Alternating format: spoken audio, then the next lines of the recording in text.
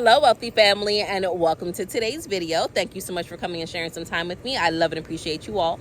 So it is 6:30. I have just finished my last reading for the day, for the week. I started off the week with only having 3 appointments. I had one on Tuesday and 2 today. But every single day this week, I got multiple calls, literally, for people wanting love readings. Right? We had Mercury retrograde that just ended today. We had the full moon in Scorpio on the 23rd, the pink full moon. And those energies were very ripe for bringing to the surface certain relationship aspects, certain things that have been pushed down beneath the surface, certain red flags, as you will, that people have been ignoring. Like, it was brought up to the surface.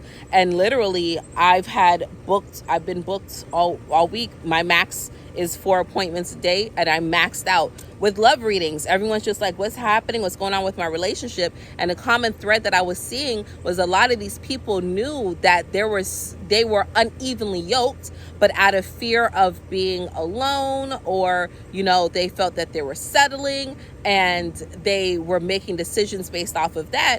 It now started turning the relationship into a constant compromise, or a constant, you can do better, or I believe in you, or, I feel that you can do this, baby, right? And this is from men and women. It's not just the women, it's men and women, right? So they're saying, I believe in you, I feel the potential, I know you can do this, but they're looking at their partner from their eyes, and their partner isn't matching that because that's not quite where they are. So although they may say, okay, I believe in you, you can do this, the partner is feeling trapped. They're feeling burdened. They're feeling a lot of obligation to live up to the expectation. And when they feel that way, they can start to act out. They may start to self-sabotage, right? They may lash out at their partner. They could cheat on their partner. They could blow up a job or a business. They could go and disappear for days. They may contact an ex, like just all types of stuff they're just doing just to blow up their relationship, to get from underneath the expectation of the love and the adornment, because that person doesn't know how to receive it, because they haven't done the work that they need to do. They're still in a space of,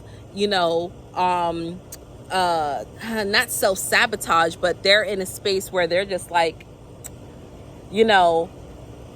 you want so much from me and I feel like I'm not worthy for it, so I'm just gonna blow this shit up and I'm just gonna do something stupid, and then you won't love me anymore and want to be with me, and then I can turn around and say, okay, well, at least I tried, right? It's like they're trying to absolve themselves from that. And if you're in that situation, or if you've ever been in that situation before, it's not you. It is not you. Please don't feel that you've done something wrong, or now you have to change, or anything of that nature. That is not the case. That is not the case. There's a lot of people out here who have not done the work, and because they don't want to be alone, because they are settling, or because they see an opportunity, or because they see that they can feel good with this other individual, they're just taking advantage of that. And if you're like, man, it felt so real. I felt that, we were good, that we were solid, but now all of a sudden they just kind of blew up my spot. It's because people can wear a mask for a good amount of time. And sometimes we fall in love with the mask or the persona that they put in front of us. And then when the mask starts to fall off, we continue to ignore it, or we refuse to see what it is that they're saying. And then it's like, okay, can I get back to this person? Can I get back to this masked version, right? I'm walking away because that AC was very loud, but it's very hot, so I can't turn it off, right? So you're like, okay, well, can I get back to this person that you were portraying to be for so long? Can I get that persona back? Can I get back to the beginning, right? This is the person who is 100% in love, or in the potential, or, I don't want to give up. I don't want to feel like a failure, right? They're trying so hard to get back to that space of, let's reconcile, right? I will put up with whatever I got to put up with. You know, you need some space, go ahead, take all your space. Oh, you need to quit your job, go ahead, quit your job. It's okay, no big deal. I'm okay with it. And that's not okay. That's not okay. Stop compromising. If that person is showing you that they don't want to be with you, then let them go.